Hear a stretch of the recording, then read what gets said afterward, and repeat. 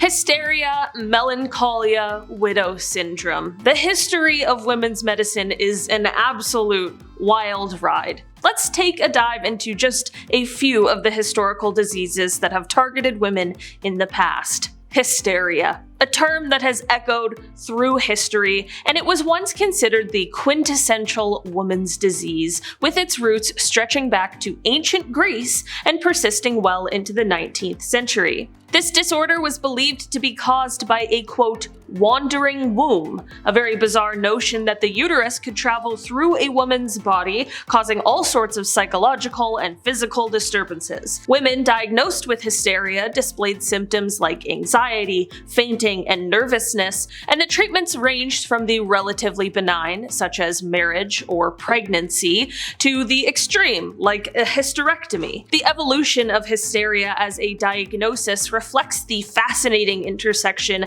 of medicine, culture, and societal views on women. In the early days, it was treated with herbs or sexual interventions, and sometimes, tragically, it was actually linked to witchcraft, leading to persecution. Even by the late 19th century, medical science hadn't fully abandoned these archaic ideas, and in some places, the treatments were still based on ancient beliefs proposed by Galen, a physician from ancient Rome. Chlorosis, often referred to as green sickness, was a mysterious condition that puzzled doctors from the 16th to the 19th century. This illness predominantly affected young women, particularly those who were white and of marriageable age, earning it the nickname the disease of virgins.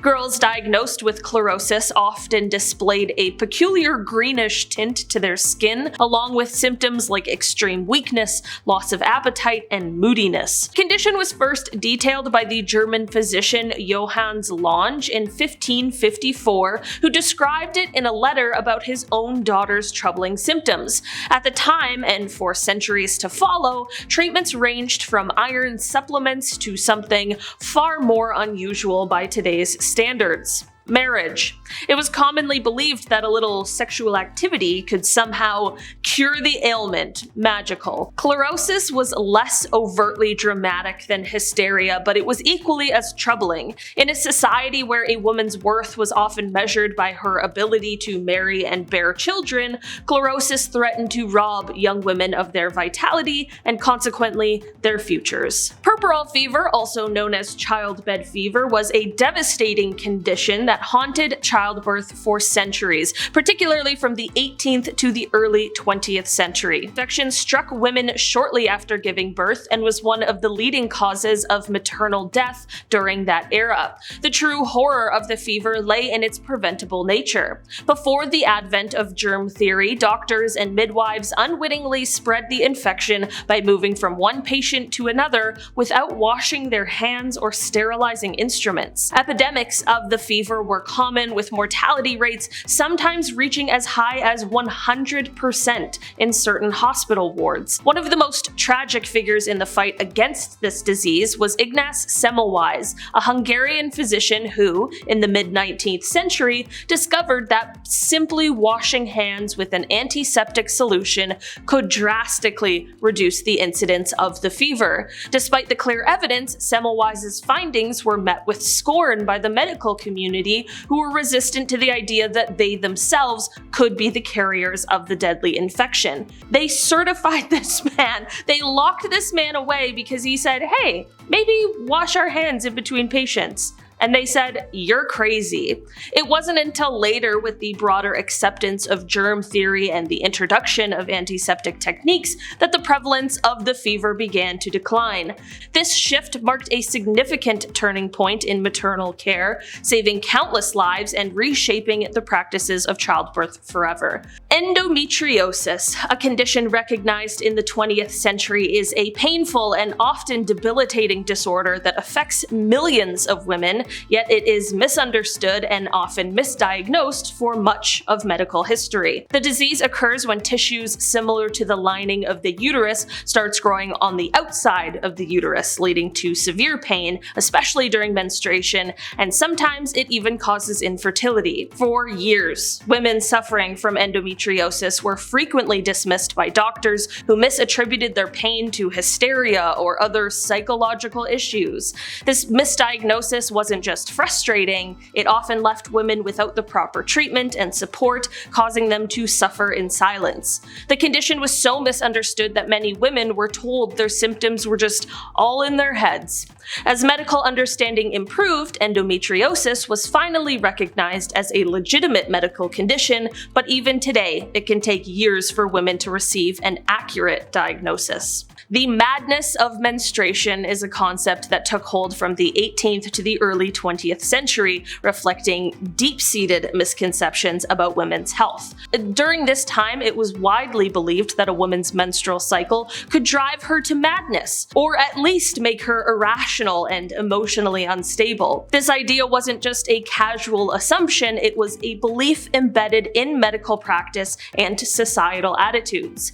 Doctors of the era often linked menstruation with temporary insanity, suggesting that the hormonal changes women experienced could exacerbate or even cause mental disorders. The treatments prescribed for this so-called madness were as extreme as they were misguided. In more severe cases, doctors recommended seclusion, isolating women from society under the belief that it would stabilize their minds. Some women underwent oophorectomy, the surgical removal of the ovaries as a cure for their menstrual-induced madness. This extremely drastic measure was rooted in the belief that by removing the source of hormonal fluctuations, doctors could also remove the threat of insanity. In the 19th century, widowhood syndrome was a term used to describe the physical and mental decline that some women were believed to experience after losing their husbands. Symptoms like depression, fatigue, and loss of appetite were thought to be a direct result of the emotional trauma of widowhood. This condition reflected the era's belief that a woman's well-being was deeply tied to her marital status.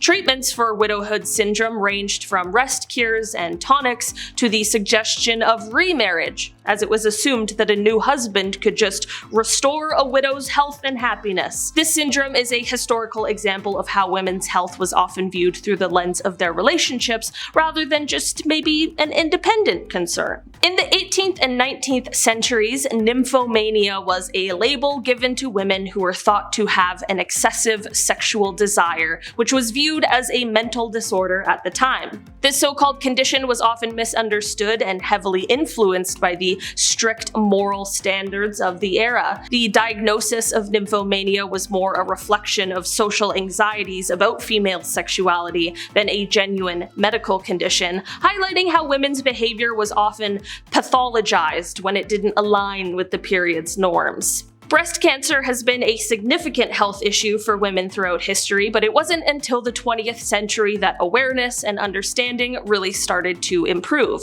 In the early days, treatments were often brutal and extremely invasive, with mastectomies being performed without anesthesia, a terrifying prospect for literally anyone. Now, listen, it is extremely important to note that breast cancer does not only affect women. 1% of breast cancer cases do appear in men, so it is very important for everyone to be checking themselves, okay? I don't want to get that misconstrued here. Despite not being exclusive to women, breast cancer has predominantly affected them, and the approaches to treating it have thankfully evolved dramatically. Modern surgical and therapeutic techniques have thankfully replaced those early, more drastic measures, offering hope and better outcomes for those affected. During the 17th and 19th centuries, female melancholia was a term used to describe what we now recognize as depression, but just with a little twist rooted in gender bias. As it is abundantly clear based on the other things we've spoken about so far,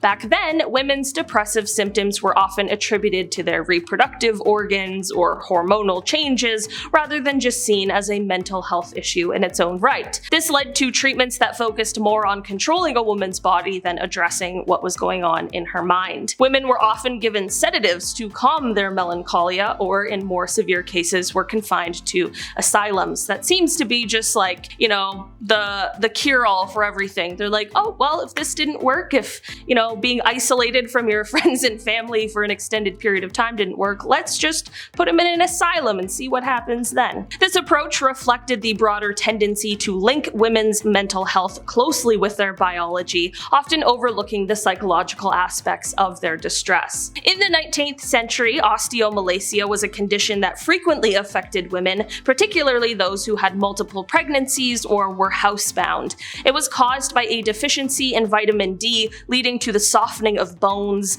pain, and muscle weakness. Back then, it was often confused with other bone diseases because the connection to vitamin D wasn't yet understood. It took time for medical science to uncover the real cause, which eventually led to better prevention and treatment of this very painful and debilitating condition. Alright guys, that has been our list for today. Thanks so much for checking it out. I've been your host today, Olivia Kozlowski, and I will see you again soon. Goodbye!